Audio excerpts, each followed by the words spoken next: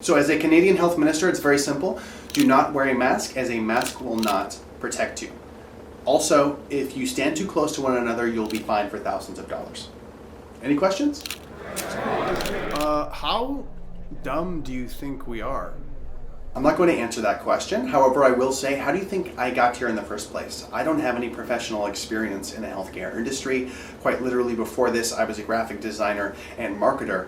That was my profession, and here I am. And if you look at the other guy being a drama teacher, that's not really a joke. That's actually quite accurate to his actual qualifications. So I would pass the question back off to you. How do you think we got into this situation? So, yes, next question. Do you think Canadians will ever discover that yourself and other Liberal ministers are grossly incompetent?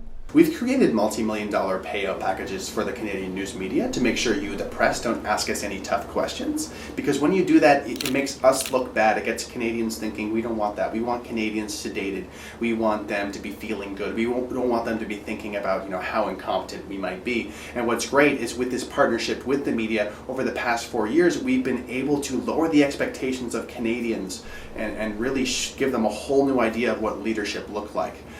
Essentially, a leader now can be a victim of a situation and not really expected to take any sort of meaningful action until things have really started to go down the drain, which is what you've been seeing with our Prime Minister over the past little while, which is fantastic for us because as we continue to lower the expectations of Canadians, we don't have to do as much work, things get worse, and we're still just the victim of the situation, and all we're really expected to do is, give you hollow virtues and give you these nice-sounding catchphrases because you are sedated. We will continue to speak down to Canadians, treat them like children, and when it comes to the information, absolutely leave them in the dark.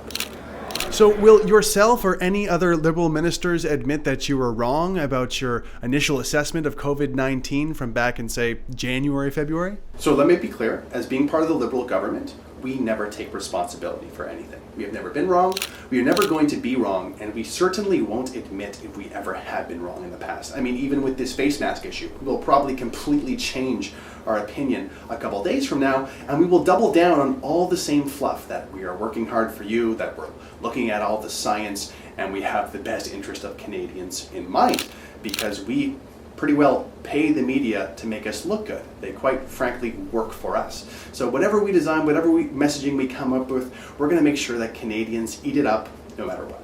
Yes? Are you concerned that some of your past decisions may result in the death of more Canadians?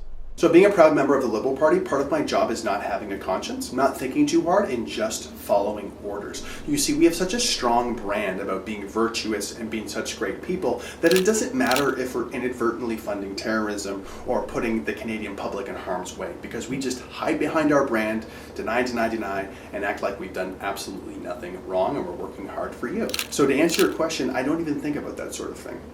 Final question, please. How do you sleep at night? I have 2 Xanax, 1 Ambien, and 2 shots of Tito's vodka. Thank you. 2 Tito's vodka. Wow.